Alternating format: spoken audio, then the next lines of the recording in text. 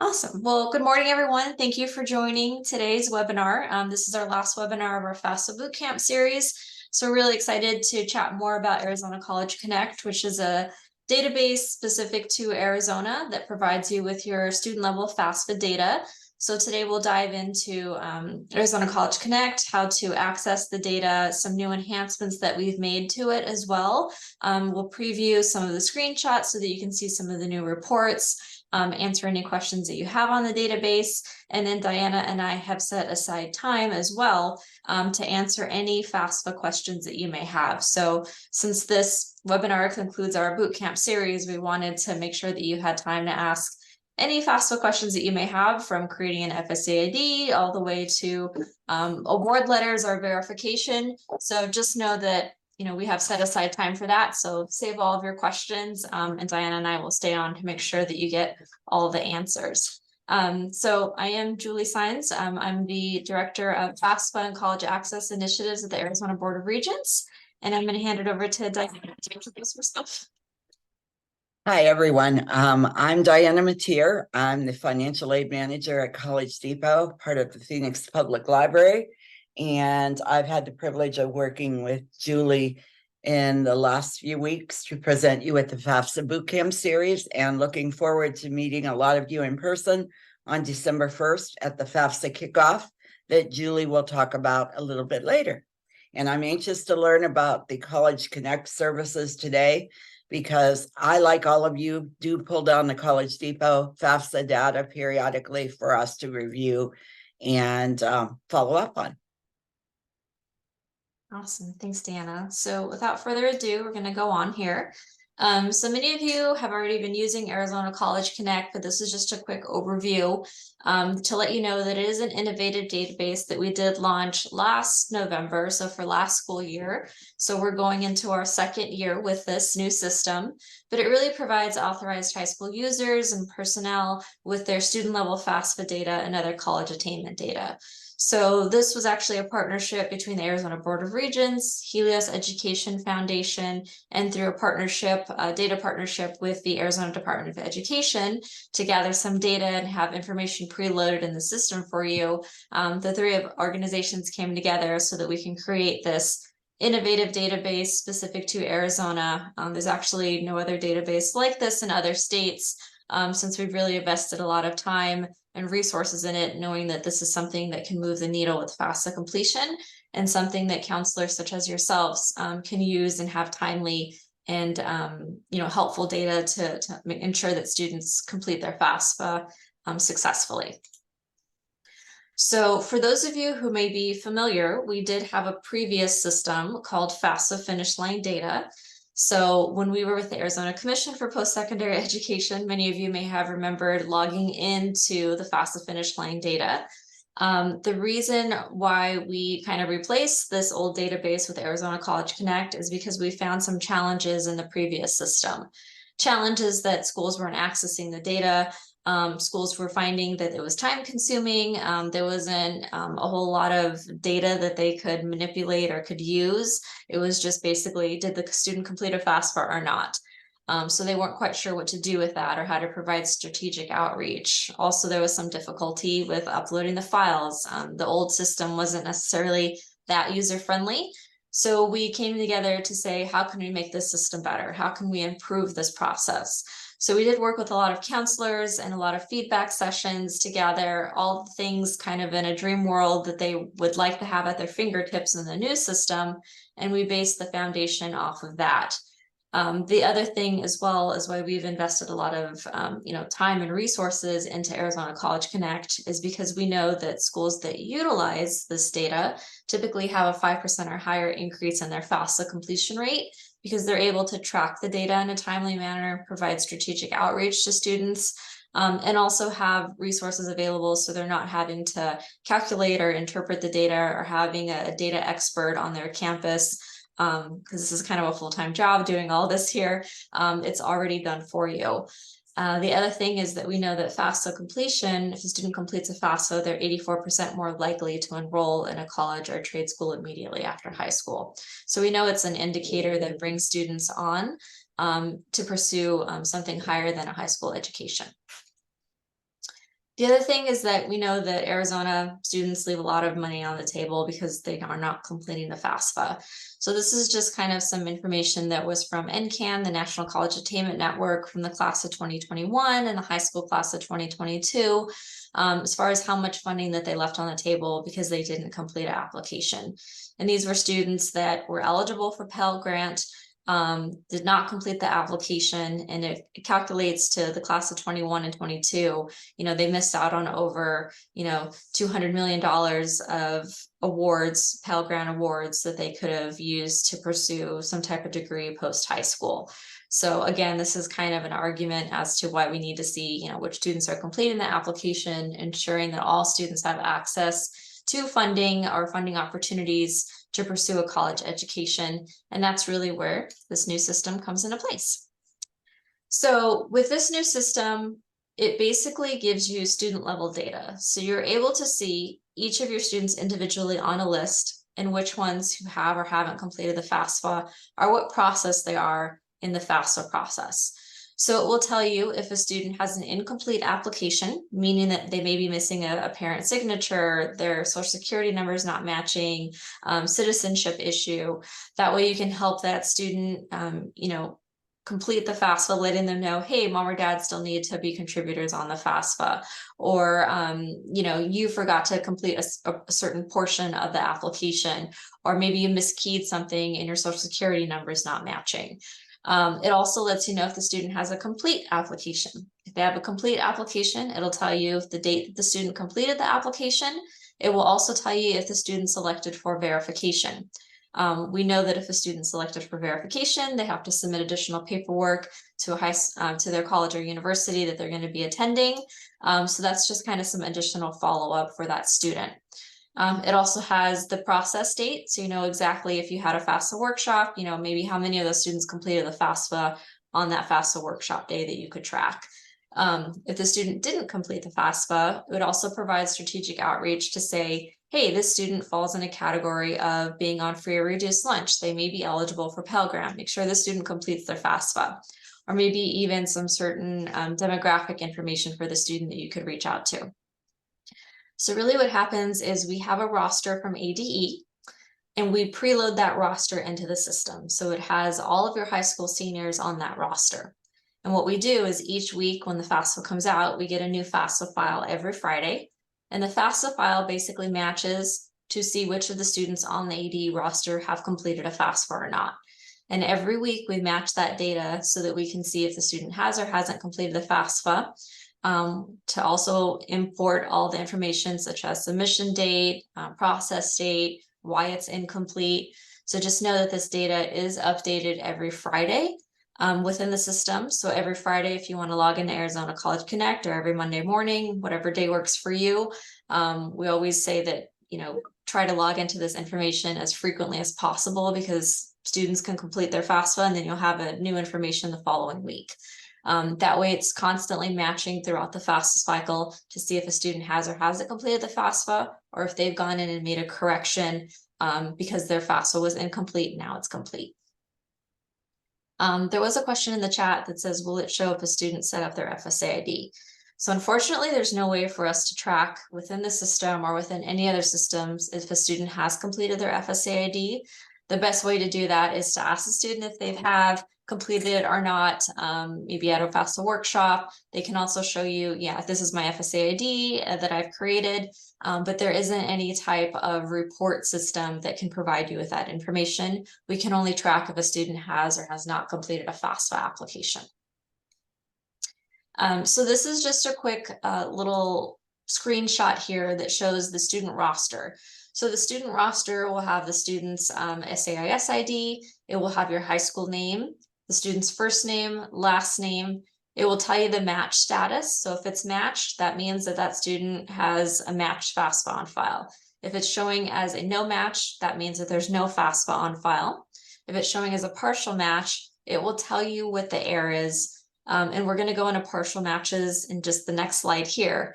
But the partial match is basically what we have on the ADE roster for the student is not matching to what the student actually put on their FAFSA application. So in this case, the student has a different birth date from what we have on the ADE roster to what they put on their FAFSA. So it could typically, if it's a birthday error, the student miskeyed in a number wrong. So you may want to just check with the student to say, hey, just wanted to double check and make sure, on your FAFSA application that your birthday is correct.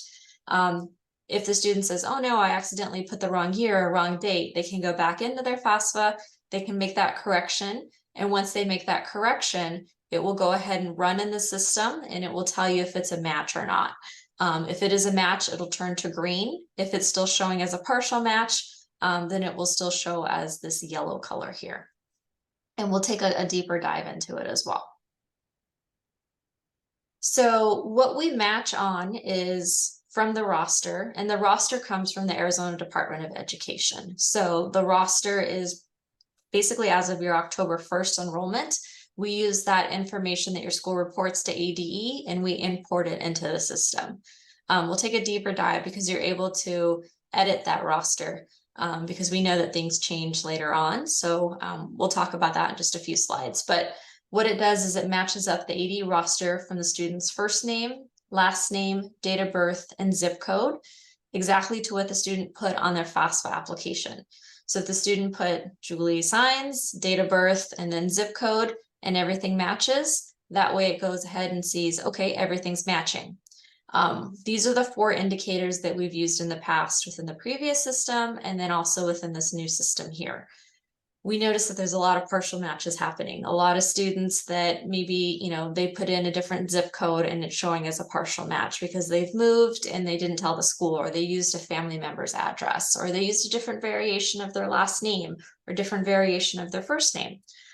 So what we've done this year is we've added high school. So this would be a 5th matching indicator that would basically help us reduce those partial matches. So when a student on their FAFSA application puts, I went to Metro Tech High School, we're only searching through Metro Tech High School students on that roster. We're not searching for all students within Arizona on that roster. So it's definitely cutting down on those partial matches. So when the system debuts in January, when you have all your FAFSA data, just know that you'll have less partial matches because of that additional indicator that we've added here. And we've done some testing and we've been successful with it to show that it does reduce partial matches. It doesn't completely minimize them.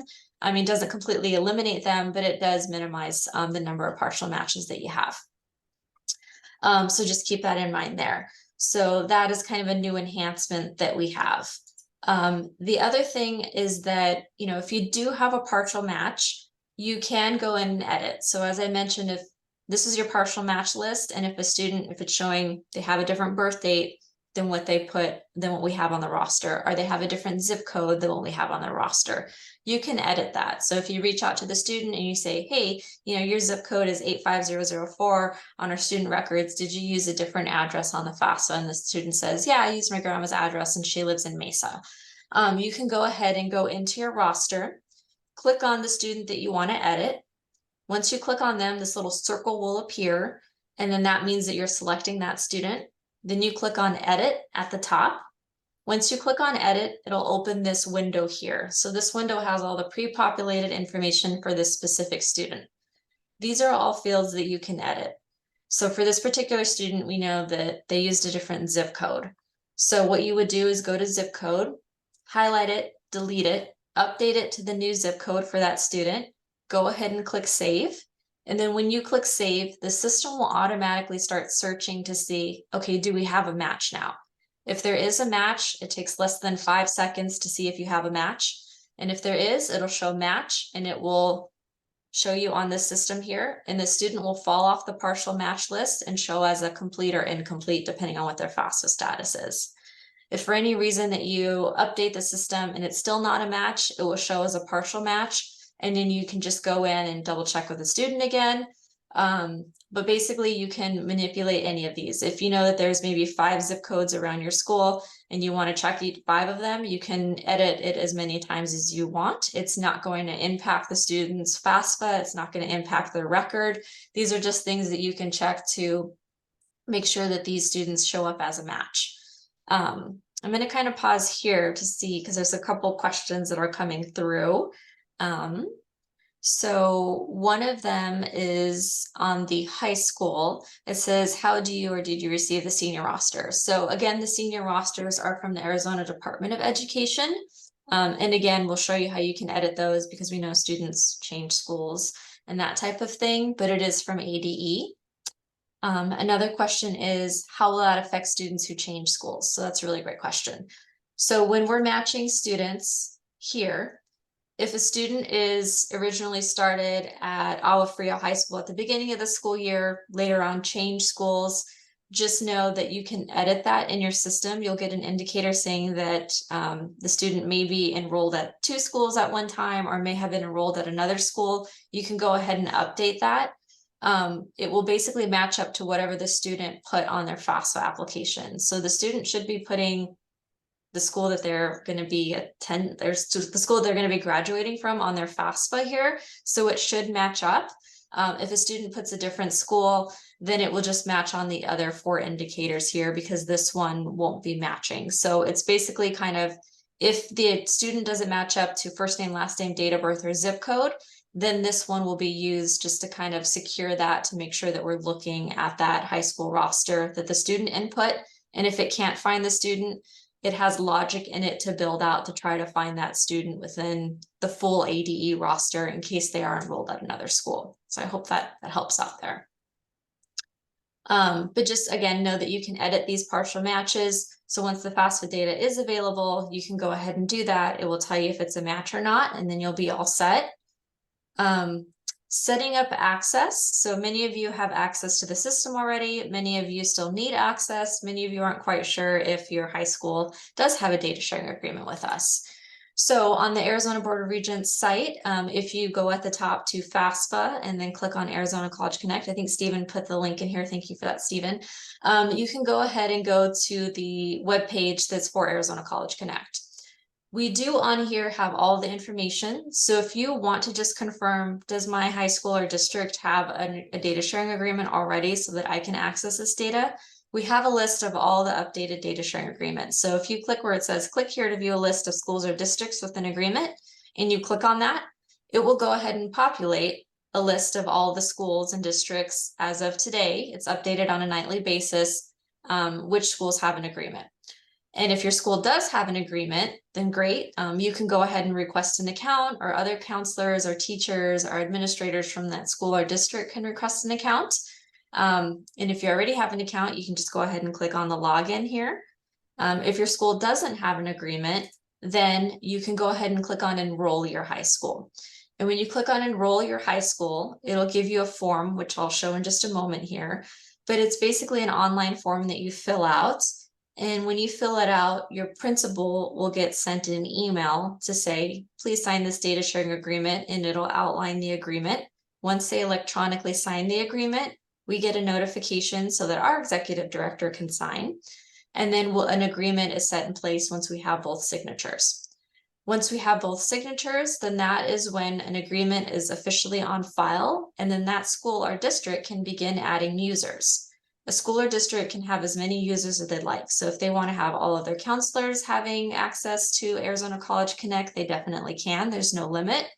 We always recommend that at least 2 people on campus have access to the data in case one's on vacation or one's on leave. There's another backup that can access this data so that you can, be able to view it and log in. So if your school does have an agreement, then you yourself would like an agreement, you can go ahead and click request an account. When you click request an account, it's an online user form that you fill out.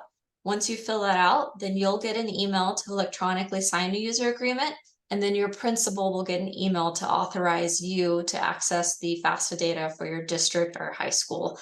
Once those 2 approvals are set, then you'll get an email from info@arizonacollegeconnect.org on information on how to log in and set up and to access your FAFSA data.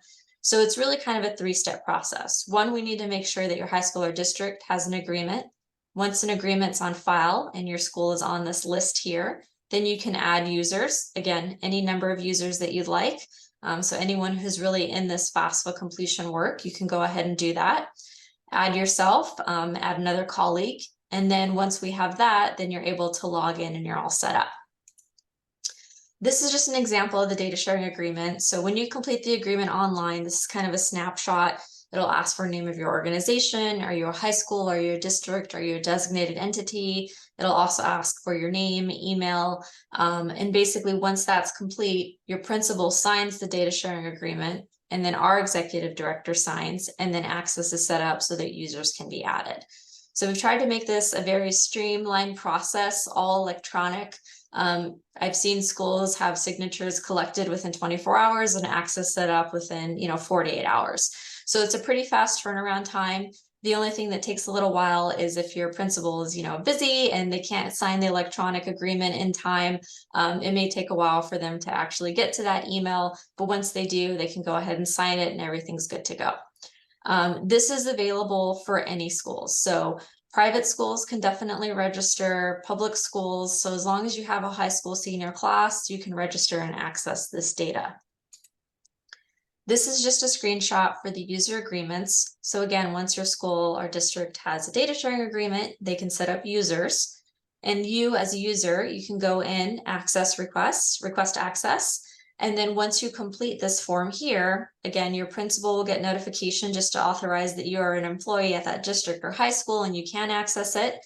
And then you will get a user agreement to electronically sign. And then once that happens, you'll get an email from us at info@arizonacollegeconnect.org with instructions on how to access the database. So again, this user agreement, if your school already has an agreement, feel free to go ahead and log in, get that user agreement all set up. If you have both all set up, you can go ahead and just click that little login button on that first screen here, and that way you can start accessing the data. The data, we are working on updating everything. So if you do log in right now, you'll be able to access the system. However, we won't have FAFSA data until when the FAFSA comes out. So just know that that information will start populating most likely on the second week of January, once everyone comes back from fall break. The other thing is that since we did have a previous system with FAFSA finish line data, if your high school or district had an agreement in the previous system, we've transferred all of that information in Arizona College Connect. So that way it's just transferred so you don't have to sign a new agreement. Data sharing agreements for your high school or district are valid for 5 years. Once those 5 years are up, we notify your principal so that we can get a new signature on file, and then it's renewed for an additional 5 years. The user agreements do not expire. So user agreements are for your individual users, such as your counselors, administrators, teachers, college and career specialists.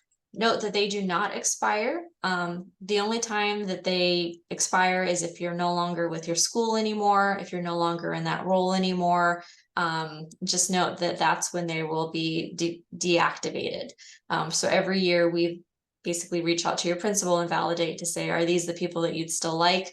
Having authorization to your FAFSA data, they mark yes on those who are still there, or those who have gone to a different school or district or are no longer in the field, then we go ahead and deactivate access. So in phase 1, which was last year, we implemented the electronic data sharing agreements, the preloaded high school senior rosters, weekly FAFSA completion data. You also have student demographic data in there, so you can see how many of your female to male students have completed the FAFSA, how many students on your free or reduced lunch have completed the FAFSA. We also have nightly FAFSA reports that are updated on a nightly basis. So say you went in and you edited some partial matches yesterday. If you log in the next day, just know that those reports and your FAFSA completion rate are updated. Instant partial match updates that we chatted about. You also have FAFSA tools and resources. So all of our FAFSA Bootcamp series are on here, all of our handouts for students, yourself as educators that talk about the new FAFSA process and form. They're all accessible on Arizona College Connect. And then we also have targeted outreach available as well, which I'll chat about in a moment. Just to kind of go over senior rosters. So again, senior rosters are from the Arizona Department of Education. They're uploaded once a year. So keep in mind, we upload them one time in the fall, and then it's up to the school to go ahead and make those edits. We didn't want to upload them multiple times because it would interfere with any edits that you make within your roster. So just know that the rosters will be uploaded in early December ahead of the FAFSA season. So once the rosters are uploaded, you'll receive an email notification saying your rosters are uploaded. Feel free to edit. And once you go in, you can edit as long as you're an authorized user. So if you know that the student is no longer there at your school, you can delete students. If a student has just enrolled because maybe they came from another district or out of state, you can add them. And once you do any edits, it will adjust your senior count, which basically impacts your senior FAFSA completion rate. So if you started off with 500 seniors and say at the end of the school year, you've edited because, 20 of those seniors have gone on to another institution, then it will go ahead and update your senior enrollment count, and it will automatically update your FAFSA completion rate to reflect what you truly have in your senior roster. So just keep in mind, rosters will be loaded in early December. You'll get an email notification. The FAFSA will launch in sometime in December. We're still waiting on an exact date. Looks like maybe December 31st, maybe at the time. And then the FAFSA data will be available in early January. So just keep that in mind there. So yes. Could I ask a quick question? Yeah, sure, Dan. I think a couple of us have this question. Editing a partial match, will that information go back to ADE to edit the roster, or does that have to be done separately? So if you edit a partial match, it does not go back to ADE. It basically stays within your student file. Okay. So if you edit it and you change the student zip code, you can always revert back and change it if it doesn't match.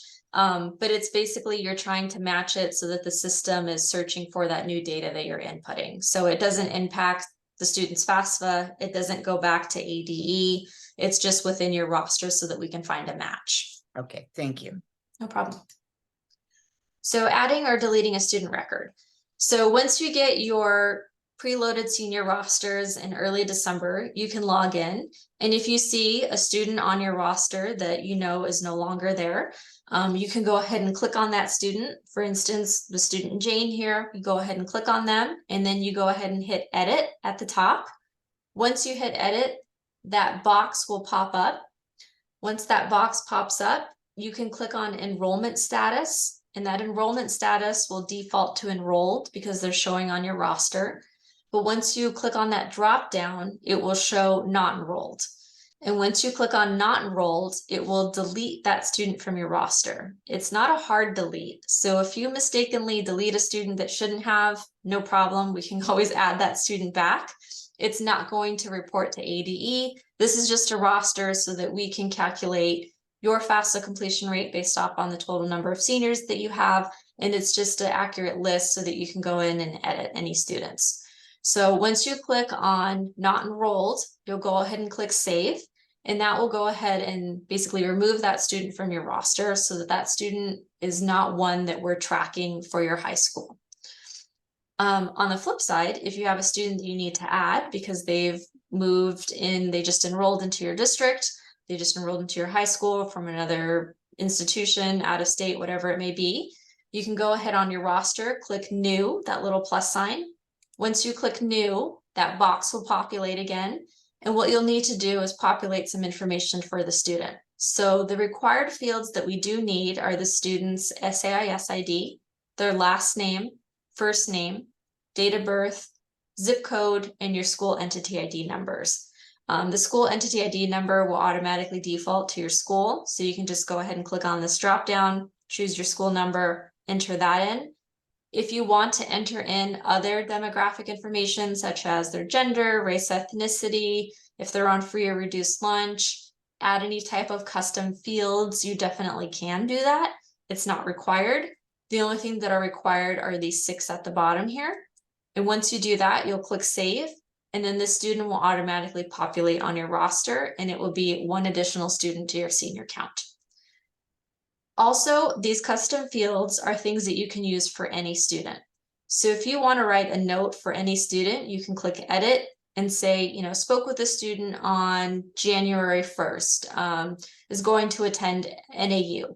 You can write those notes here. It will go ahead and save. You can write on any of these fields. We have 4 field notes. You can have up to 250 characters in each of these notes here. So if you want to track notes for these students, just know it will save. anyone in your high school can see the notes that you put in. So if you split your students by alpha, last name, just note that you can write a little note for these students here on, plans after high school, when you met with them, whatever it may be. It'll go ahead and save in the database. It's nothing that we see at ABOR, nothing that anyone else sees. Just know that these are fields that you can customize here. So just know that that's something that any high school user at your institution can see, but no one else can see these. So if you did want to utilize this, it's kind of a good way to take notes. And that way, when you're meeting with a student and you want to pull up student information on a particular senior, you can revert back to a note that you had here. Also, if you need to edit, so if you get the senior roster and you're like, hey, this isn't, the student's actually not on free or reduced lunch, or they are on free or reduced lunch, you can go into economically disadvantaged, click yes or no, change things. You can change gender if you need to, race, ethnicity, if they're an English language learner. We know the information that we're getting from ADE may not be necessarily the most up-to-date information or sometimes the most accurate. So just keep in mind, if you do need to edit anything, you're able to do that. It will not impact anything on the student's end. It does not send an updated file back to ADE. These are just for your records to capture the most up-to-date, correct information for your seniors. The other thing is that the roster, this is kind of the one here that tells you the full picture and the full story of the student's FAFSA journey, basically. So it will tell you, again, your high school name, the student's first name, last name, date of birth, zip code, if they have a complete FAFSA on file, if it's not rejected, the FAFSA year, if they're selected for verification, the date the student submitted the FAFSA, the date it was processed, the FAFSA match status. This basically tells you all of this information. So just note that this will be available for all of your seniors, updated on a weekly basis. So just note that you can always go in, double check this information, and confirm if the student has or has not completed the FAFSA. And you can do some strategic outreach here too. So if you wanted to filter to see all of your students who haven't completed the FAFSA, you could do that and then reach out to those seniors. If you wanted to congratulate all of your seniors who have completed the FAFSA, you can do that as well. Or maybe even reach out to all of your seniors who are selected for verification to send them a little email reminder that, hey, follow up with your financial aid office to make sure that you're getting all your paperwork needed and submitted.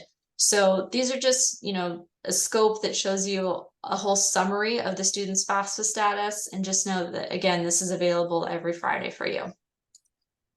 So new features. So we talked about some of the features that already exist in it, but some of the new features are that we've updated the system so that it's prepared for the new FAFSA. There's tons of changes happening to FAFSA, so there's a new layout, new look. So the system is all ready to take out, to be prepared to update all that information and have it ready for you. So these are kind of just things on the back end that we had to do, not necessarily things that you would see as a change as a user, but we had to do some additional coding to make sure that the new layout and everything is good to go. The other thing is we've added communication. So we have data-driven emails to authorize users to show your FAFSA activity. So as a user, you may get an email that says, Diana, your FAFSA completion rate has increased compared to last year. Click here to view students who have completed your FAFSA, or click here to view students who haven't completed the FAFSA. So you'll get little email nudges on different activities, or it may show less students are completing the FAFSA this school year than last. So that would be, a way to reach out to you to let you know your FAFSA completion rate has dipped a little compared to last year or years prior, or your FAFSA completion rate has increased. So these are just kind of email campaigns to drive you to the system to know that there's been a change in activity with your FAFSA completion rates, and also ways to help increase that are ways to strategically reach out to students. So just know that this will be available starting in the spring semester when FAFSA information is all loaded. You'll be able to start getting these emails. We will not bombard you with these emails. These are just kind of friendly little nudges that you'll get, not weekly, but you'll get periodically, most likely probably 2 times a month, bi-weekly. We didn't want to overwhelm, you guys get a lot of emails, but we just wanted to keep that on your radar to make sure that you are tracking this data. The other thing that we've incorporated is badging. So badging now on the system, it will recognize high schools throughout the FAFSA cycle. So you'll get a badge if you've increased your FAFSA completion rate. So say your school has reached a 50% FAFSA completion rate, you'll get a badge for that and it'll show on your homepage, which I'll show you in a moment. You'll also get a badge for maybe increasing FAFSA completion amongst certain student populations. So maybe it'll say, 60% of your Hispanic student population has completed a FAFSA. Congratulations, here's a badge.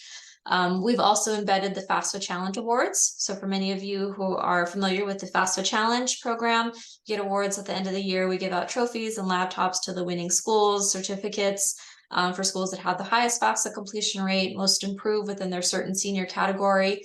This now will show you where you are within the school year. You'll maybe be in the top 20 schools competing for MVP. So it may show, you're 18th in the state in FAFSA completion, or you're 10th, or you're first or second.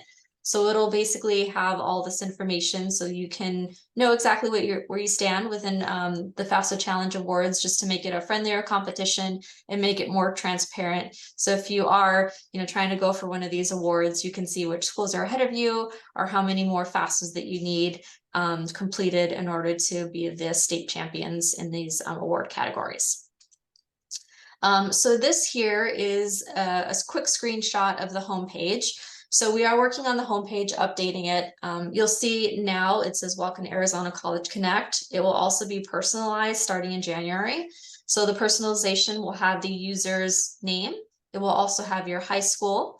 It will also have any badges that you've received, any latest badges. It will also have your school's FAFSA completion rate.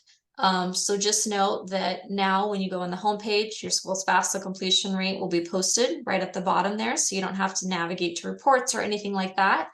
It will all be there. We also have, handouts available on what the FAFSA is. So you can print them, download them, import them into a newsletter, email. We also have graphs and charts that you can click on, viewing your pre-populated senior rosters. If you need to download a report and share it with your administration or during a counseling meeting, you can do that. You can view your school's FAFSA progress. We also have news and announcements, user guides that we've updated, also any upcoming FAFSA events that are happening in the state or trainings such as these webinars, that will all be listed here. And then you'll have the menu bar at the top, which has many more things, such as different reports available, separate rosters as well. We also have FAFSA resources available, site resources that are available to you. And then of course, an About Us page in case you wanted to learn more about that. Again, just wanted to reiterate that the enhanced matching criteria has been added for high schools.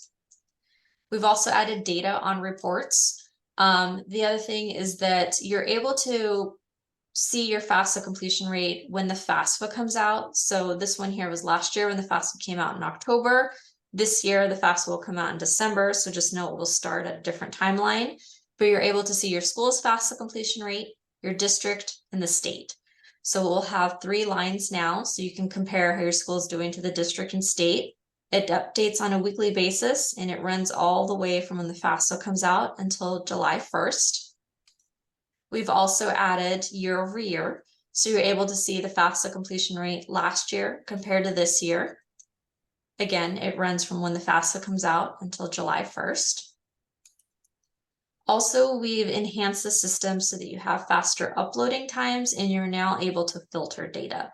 So filtering data was kind of an issue last year, especially if you had a senior roster of 500 or more seniors, it would kind of take some time or it wouldn't filter at all. Now those have all been corrected, so you can filter if you wanted to filter by last name, students who've completed the FAFSA or who haven't completed it. We've also added this little search bar at the top. So if you're meeting with a student and you don't want to filter or look through them through your 600 list of seniors, you can go ahead and type in the student's name. It'll automatically find that student, populate all their FAFSA status, so you have it right at your fingertips, so you're not having to search for them. Also, we have the current year over year. So it will show you your basically total senior counts. It will show you how many students are showing as a partial match, how many students have completed the FAFSA, how many students haven't completed it. And in these reports, you can drill down. So if you wanted to see how many of your 14, which of your 14 seniors have an incomplete FAFSA, you can right click and it'll show you a list of those 14 specific seniors that fall in this category. Again, if you wanted to see, your 123 seniors that fall in this category, you can right click, drill down, and it'll populate a list of all those seniors. So just know that any of these graphs that you click on, you can right click, drill down, and that way you can do some strategic outreach to those seniors that fall within these certain population categories here. The other thing that we have is the FAFSA completions by demographic. So this isn't a new report, but this is just one that I wanted to show you because it's one of my favorite reports on here. It really tells you which of your seniors have completed the FAFSA, male to female, your race and ethnicity, your English language learners, and then economically disadvantaged. These would be any seniors that were on free or reduced lunch anytime from freshman year to senior year. We know that students that are on free or reduced lunch are most likely eligible for the Pell Grant. So this would be a way to provide some strategic outreach to these students. And again, in these lists here, you can drill down. So if you wanted to see 230 seniors who are on free or reduced lunch that haven't completed the FAFSA, that's a really great way to invite them to a FAFSA workshop or reach out to them to make sure that they know they're most likely eligible for Pell. And if they're eligible for Pell Grant, they're eligible for the Arizona Promise Program, which covers tuition and fees to any of our 3 state institutions, public institutions. So just know that that's a great, way to kind of make sure that those students are taking advantage of that and not leaving any Pell Grant funding on the table. So kind of things to do right now as we prepare and wait for the FAFSA to come out. So many of you are doing FSA-ID workshops, which is absolutely perfect. Keep doing those. FSA-ID workshops are really kind of the things that we can do right now until the FAFSA comes out, and also just building that awareness for students about what the FAFSA is and why it's important. But for you right now as a counselor, you can also just confirm that your high school has a data sharing agreement. If they do, then you can confirm that you have access as a user. If you don't, make sure that you set up that access. Again, later this month, a communication will be sent out that senior rosters have been loaded. We're kind of on a little delay here, so most likely the senior rosters will be uploaded the first week of December, but you'll still get that communication in a couple weeks, end of November, just letting you know. You're able to review, and edit your rosters as needed. So once those rosters are up, just know that you can edit them well before the FAFSA comes out so that you have a clean list of all of your seniors and an accurate list of them.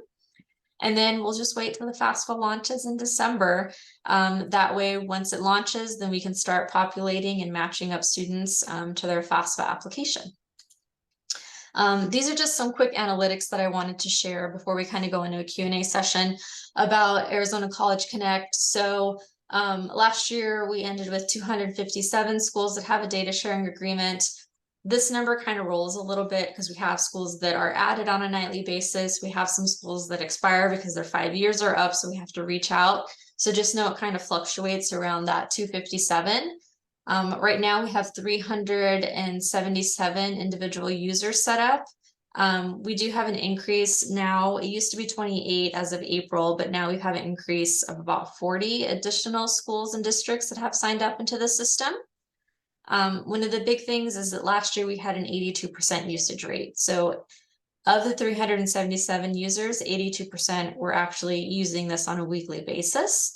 And of the 257 data sharing agreements, it captures over 50% of the high school senior population. So majority of our large high school seniors, large high schools with a large senior population have access to this system, so our large districts. So our goal is to have 100%. So right now we're really working on that to make sure that all schools know about this system, that it's completely free, and that it's available in a resource for you to use to help increase your FAFSA completion rates and make sure that your students are completing this critical application.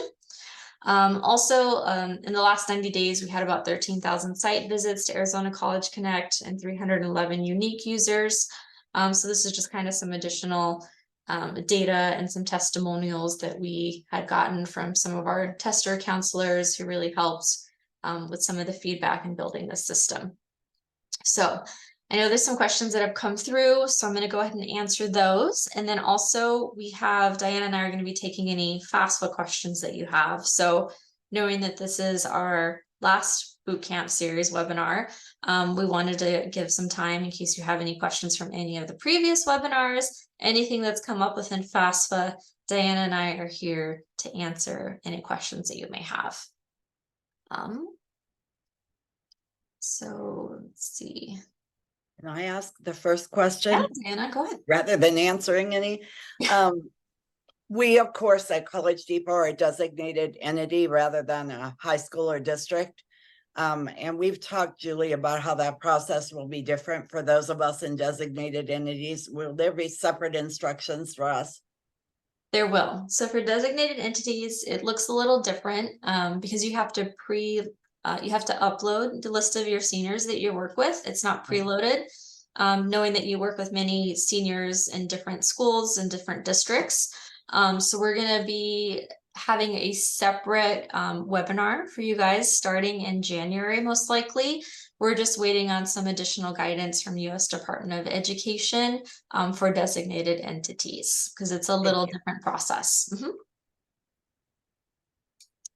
And just again, so for your senior rosters, again, those come from ADE, and it's basically your October 1st enrollment, and just know that you can edit those as needed. So there's a lot of questions that have come through about that. So happy to answer any specific questions that you may have. Feel free to put them in the Q&A or in the chat, but they do come from ADE. So another question is, if you need previous FAFSA completion data for your school, are you able to access that information for your site? So if you needed, Arizona College Connect will have FAFSA data documented for last year. If you need FAFSA data beyond that, you can always reach out to me. Right now, the system's only comparing last year to the current cycle, so year over year. But if you do need FAFSA completion data from a previous year, say, 2019, 2020, you can always reach out to me, and that way I can go ahead and give you those ending FAFSA completion numbers. So another question is, once a data agreement is submitted, how long does it take to receive a response? So once a data sharing agreement submitted, the principal immediately gets an email from Adobe Sign to electronically sign that data sharing agreement. Once we get that data sharing agreement signed, it usually takes about 24 to 48 hours for them to go ahead and have an fully executed data sharing agreement so that the school can begin adding users. Same things for the users. If you need to sign a user agreement, once we have your signature and your principal's authorization, then it's within 24 to 48 hours that you'll receive the email set up. Again, the thing that takes the longest is just getting that principal to sign, or having you sign, because we know it's very busy during this time of year. So as long as they're signed, ready to go, 24 to 48 hours after that, and then your account's all set up. So yes, so for your CCRI data, this is a really great tool to utilize. This is probably the best tool to utilize, because in the CCRI data, it's asking basically for, which of your students have or haven't submitted a FAFSA. So this report here is great so that you can indicate which of your students on a student level basis have completed the application or not. So thank you for bringing that up, Karen.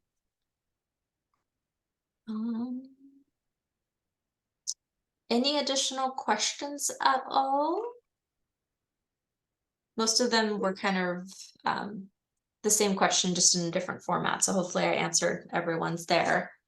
But we will email out this recording. We'll also email out to you the slide deck. I'll also send over the links to the data sharing agreement, to the user agreement, so that you have those. They're all on the ABOR site, so I'll put that link in the chat in just a moment here. But just know that you'll get an email with all those links available to you.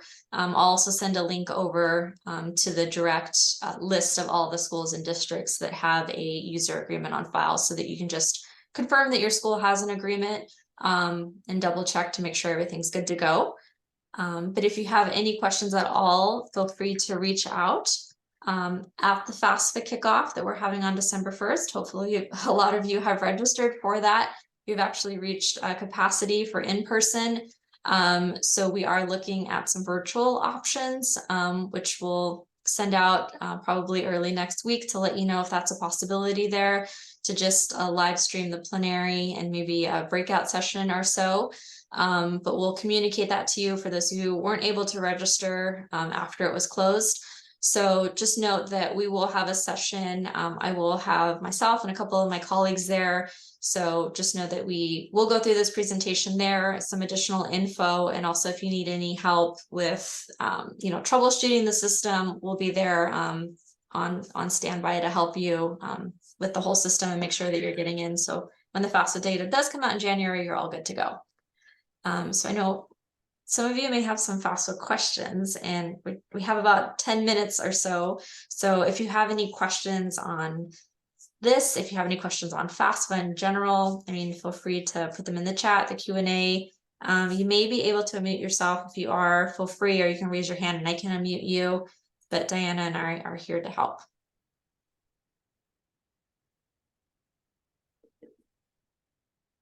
There was a question that came in that says, would you explain what district level data is available again? Yeah, so we have two different types of users. We have a district user and we have a high school user. High school users are able to see their student information for their high school seniors that attend their high school.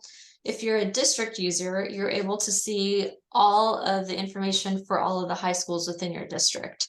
So you'll be able to see all the graphs and charts that we showed. You'll be able to also see your district's FAFSA completion rate. It basically just opens it up to all the high schools within your district, so you can see each of their individual FAFSA completion rates, each of their individual high school seniors at each institution and their FAFSA status. So it gives you a little more access than a high school user. So the district users are able to see a district overview and summary. High school users are able to see only specific to their high school because that's the population that they're working with.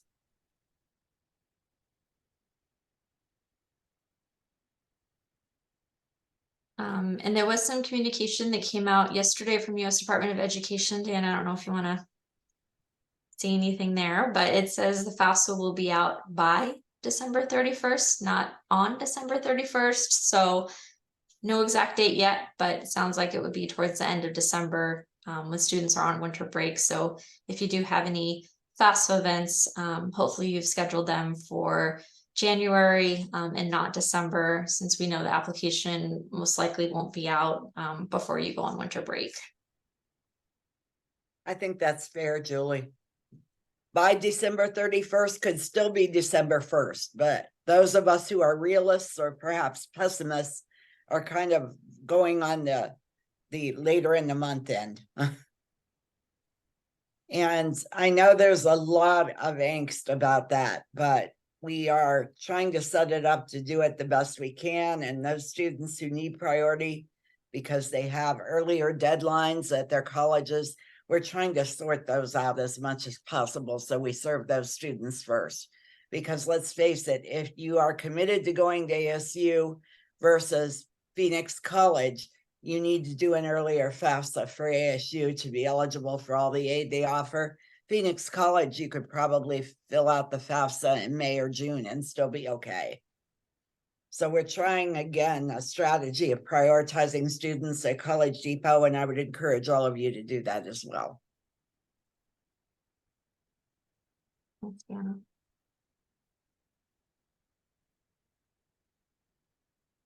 You're all experts now, right?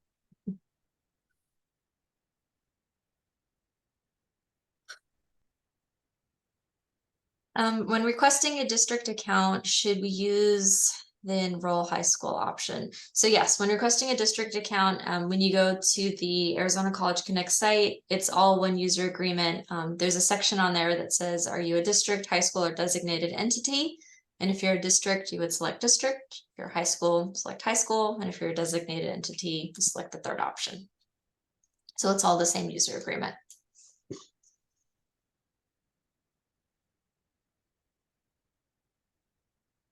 The other thing that I wanted to mention, so any reliable FAFSA help, we've asked local colleges. So definitely we know with the FAFSA coming out in December, sometime whenever, we know that a lot of our college access partners, everybody is trying to get their FAFSA workshops done in a short time frame.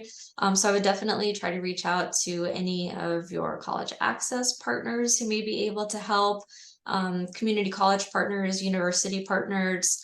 You can also email me, Bethany, if you are unable to find someone. We can see what partners are available to help out with workshops that you have. But all of our college access partners, university partners, and community college partners are willing to help out any workshops that you may have. It's just kind of a matter of there's not a lot of us and there's a lot of workshops going on, so we just want to make sure that we can be able to make it, since there's going to be a lot going on in January and February.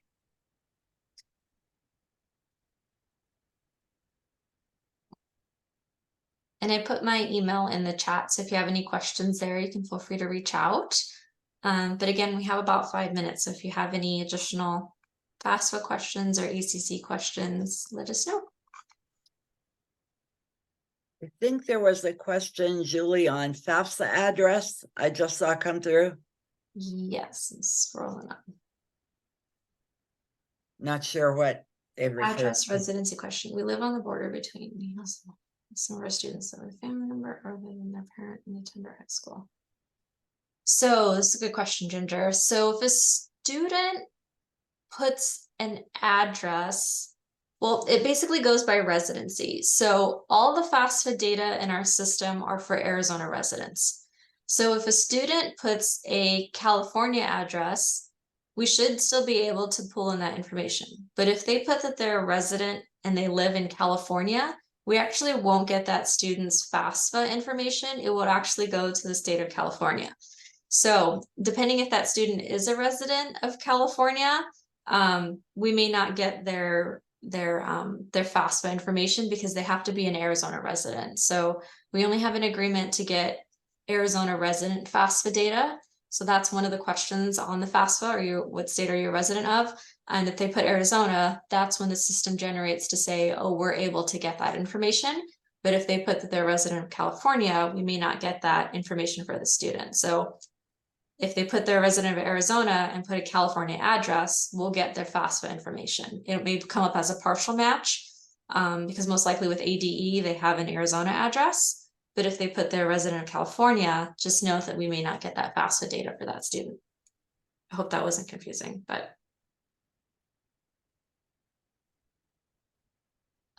One of the things, have you heard if ASU is changing their deadline for scholarships because FAFSA is so late? I'm not sure if we have any ASU folks on the line here, but if so, feel free to put in the chat. If not, Danielle will double check on that. I know they're meeting about it today or even as we speak, but that doesn't mean that a definite decision will be made today. Right now, you should operate as if January 15th is the deadline because that's what's published and that's what they're following. But I think they will be wise and change it if they feel they need to. I know we feel they need to, but they need to feel they need to. So one question is, with no data on the site, how can I confirm what my access is? So as long as you're able to access the database and you see the homepage, you're able to access the FAFSA data once we upload it. There's no additional information. As long as you're able to log in, then you're good to go once we upload all the rosters and FAFSA data. So as long as you see this homepage, when you log in, it may look a little different, but as long as you see that homepage when you log in, just know that your access is granted for all the FAFSA data and information that you need once it's floated.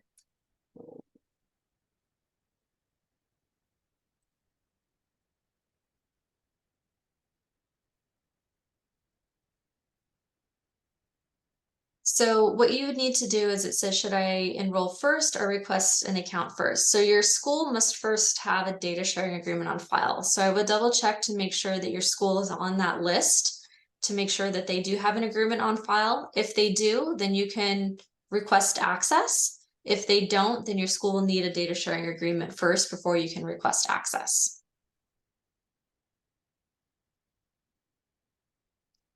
So thank you, Stephen. So it says ASU is reviewing dates and will make an announcement for FAFSA priority date once the FAFSA has an official release date. So hopefully that answers your question there. I think as Diana mentioned, just treat it as January 15th is now until things change.